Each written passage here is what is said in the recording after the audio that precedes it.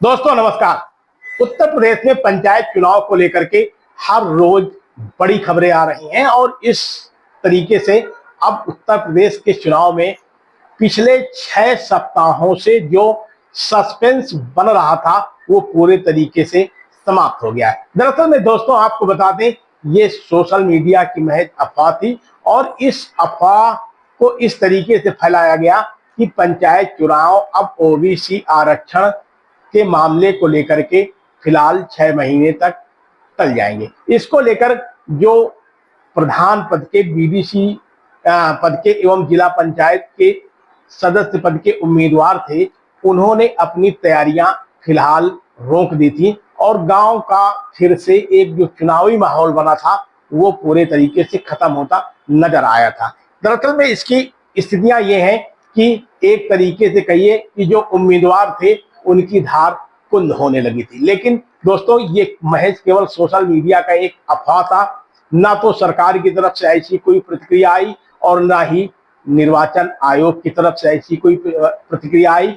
अभी भी जो सूचना है उसमें साफ है कि अप्रैल के महीने में उत्तर प्रदेश में पंचायत चुनाव होंगे। हालांकि इसको लेकर अभी भी तमाम तरीके के लॉजिक दिए जा रहे हैं, लेकिन जब तक निर्वाचन आयोग या फिर सरकार की तरफ से कोई भी ऐसी प्रतिक्रिया नहीं आती है तो आप ये मान के चलिए कि पंचायत चुनाव का होना तय है और 15 जनवरी तक मतदाता सूची के अंतिम प्रकाशन का कार्य भी पूरा हो जाएगा। दोस्तों ये अटकलबाजी क्यों शुरू हुई थी ये भी आप समझ लीजिए। दरअसल में उत्तर प्रदेश में पंचायती राज मंत्री है ओम प्रकाश राजभर। ओम प्रकाश राजभर ने उत्तर प्रदेश के मुख्यमंत्री एवं देश के प्रधानमंत्री सहित उच्च स्तरीय नेताओं, विपक्ष के नेताओं, यहां तक कि बिहार में लालू प्रसाद के पास भी एक पत्र लिखा था जिसमें यह कहा था कि उत्तर प्रदेश के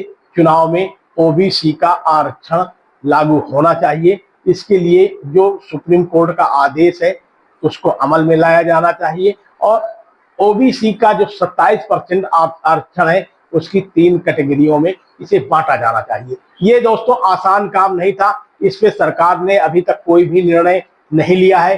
हालांकि इसके पत्राचार को लेकर के किसी भी दल ने जवाबदेही की कोई रुचि नहीं दिखाई, बल्कि सरकार में शामिल अनुप्रिया पटेल ने साफ तौर पर पंचायती राज मंत्री को लिखा कि इस आरक्षण प्रक्रिया के पहले जनगणना जरूरी है, जातिगत जनगणना होनी चाहिए, आर्थिक जनगणना होनी चाहिए, तभी इस बात का फैसला हो सकता है कि जो आरक्षण है उसे किस तरीके से लागू किया जाए। यानी साथ में अनुप्रिया पटेल ने यह भी कहा कि ये पत्राचार करने वाले आप कौन होते हैं, ये पत्राचार सरकार की तरफ से होना चाहिए। इसके बाद से इस पूरे मामले में पक्ष व विपक्ष ने चुप्पी साध ली और फिलहाल अब ऐसी कोई भी अटकलबाजी नहीं है, कोई भी सस्पेंस नहीं है। यानी साफ है कि पंचायत चुनाव अब लगभग होना तकरीबन तय है। पंचायत चुनाव को लेकर के अब गांव के ग्रामीणों में चौपालें लगने लगी हैं, लोगों के बीच में समीकरण बनने लगे हैं और अब केवल मुद्दा एक बचा है, आरक्षण।